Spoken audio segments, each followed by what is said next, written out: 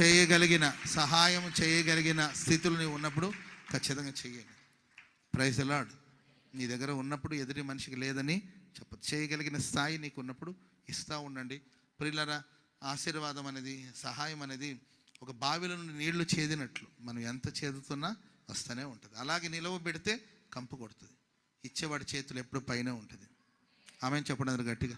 ఇచ్చి నష్టపోయిన వాళ్ళు ఎవరు లేరు. ఇచ్చేవాడికి దేవుడు ఖచ్చితంగా ధారాళంగానే దేవుడు దయచేస్తాడు. హల్లెలూయా. దాచినవాడు దోచినవాడు పోగు చేసుకున్నవాడు ఏంటండి మేబీ కొంతకాలం బాగుపడతాడేమో, కానీ ఆ ఆస్తి, ఆ దుర్మార్గుడు లేకపోతే పాపాత్ముడు పోగు చేసుకునే ఆస్తిని దేవుడు నీతిమంతుడికి ఇస్తాడు. Praise the Lord. కాబట్టి పాపాత్మలాగా మనం దాచుకోవడం ఎందుకు చెప్పండి? ఇవ్వగలిగిన స్థితి స్థాయి నీకు ఉన్నప్పుడు ధారాళంగా ఉపకారం చేయండి. ప్రభు మీకు ప్రతిఫలం దయచేస్తాడు. హల్లెలూయా.